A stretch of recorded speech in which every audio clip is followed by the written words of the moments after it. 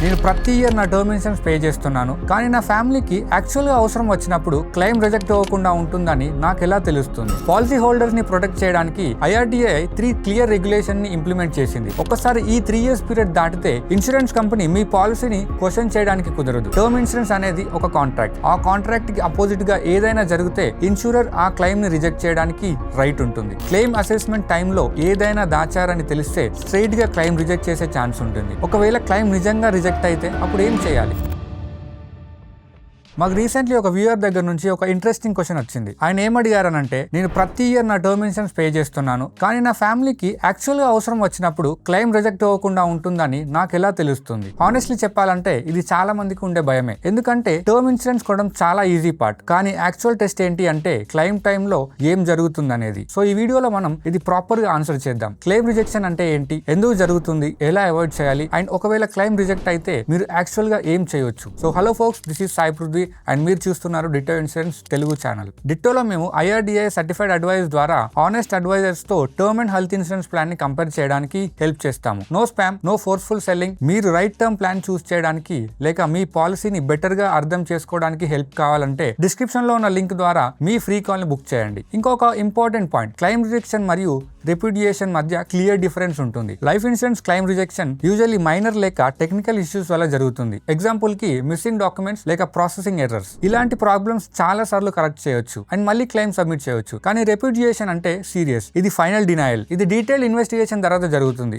Mostly fraud, important information కన్సిల్ చేయడం అంటే దాచిపెట్టడం లేక పాలసీలో కవర్ కాని క్లెయిమ్ వల్ల జరుగుతుంది. ఇంకొకటి, ఈ విషయం మీకు తెలిస్తే చాలా హ్యాపీ అవుతారు. పాలసీ హోల్డర్స్ ని ప్రొటెక్ట్ చేయడానికి IRDAI 3 క్లియర్ రెగ్యులేషన్ ని ఇంప్లిమెంట్ చేసింది. సో ఫస్ట్ పాయింట్ ఏంటంటే, సెక్షన్ 45 ప్రకారం పాలసీ ఇష్యూస్ అయిన date, risk commencement date, policy revival date లేదా రైడర్ యాడ్ అయిన డేట్, ఈ అన్నింట్లో ఏది లేట్ గా జరిగితే అక్కడ నుంచి 3 years కంప్లీట్ అవ్వాలి. ఒకసారి ఈ 3 years పీరియడ్ దాటితే ఇన్సూరెన్స్ కంపెనీ మీ పాలసీని క్వశ్చన్ చేయడానికి కుదరదు. కానీ ఒక విషయం గుర్తుపెట్టుకోండి, ఒకవేళ అది ఇంటెన్షనల్ ఫ్రాడ్ అని ప్రూవ్ అయితే మాత్రమే క్లెయిమ్స్ రిజెక్ట్ అయ్యే ఛాన్స్ ఉంటుంది. నెంబర్ 2, ఇన్వెస్టిగేషన్ అవసరం లేని కేసెస్ లో ఇన్సూరర్ 15 days లోపు క్లెయిమ్ సెటిల్మెంట్ చేయాలి. ఒకవేళ ఇన్వెస్టిగేషన్ కావాలనుకుంటే వాళ్ళకి అడిషనల్ గా ఒక 45 days టైం ఉంటుంది. నెంబర్ 3, ఒకవేళ ఇన్సూరర్స్ ఈ టైమ్ లైన్స్ క్రాస్ చేసి డిలే చేస్తే నామినీకి ఇంట్రెస్ట్ కూడా పే చేయాలి. ఇది బ్యాంక్ రేట్ ప్లస్ 2% ప్రకారం క్యాలిక్యులేట్ చేస్తారు. Now term insurance claim reject అంటే ఎగ్జాక్ట్ గా ఏంటి? సింపుల్ గా చెప్పాలంటే, మీ డెత్ తర్వాత మీ నామినీ క్లెయిమ్ ఫైల్ చేస్తే ఇన్సూరర్ ఆ సమ్ ఇన్సూరెన్స్ పే చేయడానికి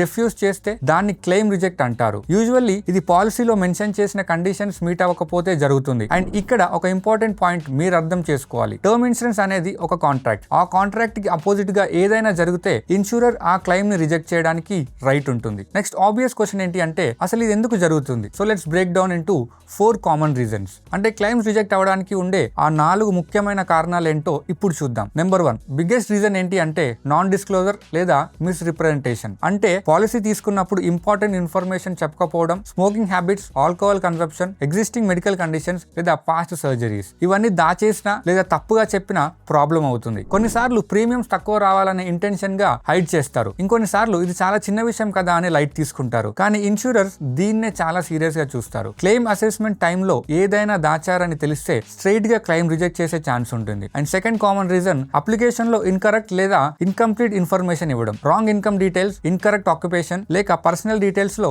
చిన్న చిన్న మిస్టేక్స్ ఉన్నా సరే అవి లేటర్ ఇష్యూస్ క్రియేట్ చేస్తాయి. ఎస్పెషల్లీ మీ డీటెయిల్స్ చూసి ఇన్సూరర్ మీ రిస్క్ ని ఎలా అసెస్ చేస్తారు అనే దాని మీద ఇది ఇంపాక్ట్ చూపిస్తుంది. And third reason, policy lapse. మీరు ప్రీమియమ్స్ కరెక్ట్ టైం కి పే చేయకపోతే అండ్ డెత్ టైంలో పాలసీ యాక్టివ్ గా లేకపోతే అసలు కవరేజే ఉండదు. ఇది వినడానికి సింపుల్ గా అనిపించినా మీరు ఎక్స్పెక్ట్ చేసిన దానికంటే ఎక్కువ సార్లు ఇదే జరుగుతుంది. చాలా మంది పేమెంట్స్ మిస్ అవుతారు, రెన్యువల్స్ మర్చిపోతారు లేక ఆటో డెబిట్ వర్క్ అవుతుంది అనే బ్లైండ్ గా నమ్మి మోసపోతారు. And fourth thing is policy exclusions. ప్రతి టర్మ్ ఇన్సూరెన్స్ ప్లాన్ లో కొన్ని ఎక్స్క్లూషన్స్ ఉంటాయి, ఎస్పెషల్లీ ఇనిషియల్ ఇయర్స్ లో. ఎగ్జాంపుల్ కి ఫస్ట్ ఇయర్ లో సూసైడ్ వల్ల డెత్ అయితే కవర్ అవ్వదు. అలాగే ఇల్లీగల్ యాక్టివిటీస్ లేక హై రిస్క్ సిచ్యువేషన్స్ వల్ల జరిగే డెత్ కూడా కవర్ అవ్వవు. డెత్ కాస్ట్ ఈ ఎక్స్క్లూషన్స్ కేటగిరీలో ఉంటే క్లెయిమ్ అప్రూవ్ అవ్వకపోవచ్చు. ఇంకా last point, early claim investigation. మీరు పాలసీ తీసుకున్న ఫస్ట్ 2 to 3 years లో గనుక క్లెయిమ్ వస్తే ఇన్సూరర్ దాన్ని చాలా తరోగా ఇన్వెస్టిగేషన్ చేస్తారు. ఇదేం బ్యాడ్ థింగ్ కాదు, కానీ ప్రతి డీటెయిల్ ని చాలా క్లోజ్ గా స్క్రూటినైజ్ చేస్తారు. ఎస్పెషల్లీ మీరు ఇచ్చిన డిస్క్లోజర్స్ మరియు మీ మెడికల్ హిస్టరీని ఫుల్ గా చెక్ చేస్తారు. ఓకే, ఇప్పుడు మనకి క్లెయిమ్స్ ఎందుకు రిజెక్ట్ అయిపోతాయి ఒక క్లారిటీ వచ్చింది కదా. ఇప్పుడు ఇంకో ఇంపార్టెంట్ పాయింట్ లోకి వెళ్దాం. అసలు అసలు ఈ రిజెక్షన్స్ ని మీరు ఎలా అవాయిడ్ చేయాలి అండ్ దానికి ఏం చేయాలి. So first and most important rule చాలా సింపుల్, ప్రతిదీ డిస్క్లోజ్ చేయండి. అండ్ ఐ మీన్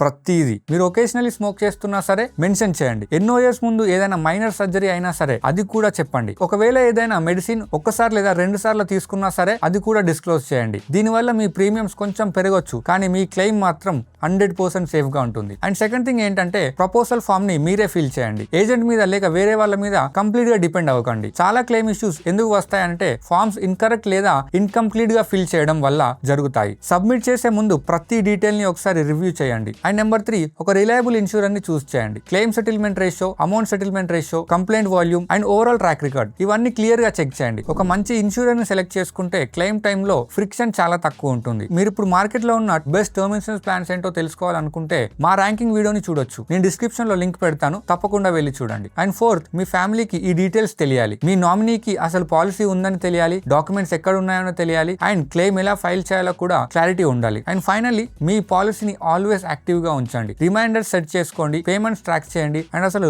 ల్యాప్సెస్ అవ్వకుండా చూసుకోండి. నౌ ఇక్కడ చాలా మంది అసలు ఆలోచించని ఒక విషయం ఉంది. ఒకవేళ క్లెయిమ్ నిజంగా రిజెక్ట్ అయితే అప్పుడు ఏం చేయాలి అండ్ అదే ఎండ్ ఆఫ్ ద రోడా అండ్ ఇంకా నేను ఏం చేయలేనా, అలా ఏముండదు. ఒకవేళ మీరు పాలసీని డిట్టో లాంటి అగ్రిగేటర్ ద్వారా తీసుకోకపోతే మీ నామినీకి లేదా మీ ఫ్యామిలీలో ఎవరికైనా నెక్స్ట్ ప్రాసెస్ ఎలా అనేది క్లారిటీ ఉండాలి. ఎందుకంటే ఆ టైంలో మీరు ఉండరు కాబట్టి వాళ్ళకి ఈ నాలెడ్జ్ చాలా అవసరం. సో ఫస్ట్ స్టెప్ ఏంటి అంటే రిజెక్షన్ రీజన్ క్లియర్ గా అర్థం చేసుకోవడం. ఇన్సూరెన్స్ తప్పకుండా ఒక క్లియర్ ఎక్స్ప్లెనేషన్ ఇవ్వాలి అని రూల్ ఉంది. ఒకసారి రీజన్స్ తెలిసిన తర్వాత మీ నామినీ అడిషనల్ డాక్యుమెంట్స్ ఇవ్వచ్చు లేదా ఏదైనా మిస్అండర్స్టాండింగ్ ఉంటే క్లారిఫై చేయవచ్చు. ఒకవేళ ఇష్యూ రిజాల్వ్ కాకపోతే ఇన్సూరర్ కంపెనీలోనే ఎస్కలేట్ చేయవచ్చు. ప్రతి ఇన్సూరర్ కి గ్రీవియన్స్ రిసెడ్యువల్ సిస్టమ్ ఉంటాయి. అక్కడ మీరు ఫార్మల్ గా కంప్లైంట్ రేజ్ చేయవచ్చు. ఇన్సూరెన్స్ ఓంబుడ్స్మెన్స్ ని కూడా అప్రోచ్ అవ్వచ్చు. ఇది ఒక ఇండిపెండెంట్ అథారిటీ పాలసీ హోల్డర్స్ మరియు ఇన్సూరర్స్ మధ్య ఉండి డిస్ప్యూట్ ని హ్యాండిల్ చేస్తుంది. ఇది చాలా సింపుల్ గా ఉంటుంది. కాంప్లెక్స్ లీగల్ ప్రొసీజర్స్ ఏమీ అవసరం ఉండదు. అది కూడా సరిపోకపోతే నెక్స్ట్ ఆప్షన్ IRDA ని అప్రోచ్ చేయడం లేదా అవసరం అయితే లీగల్ రూట్స్ కూడా ఫాలో అవ్వచ్చు. ఇదే రీజన్ డిట్టో లాంటి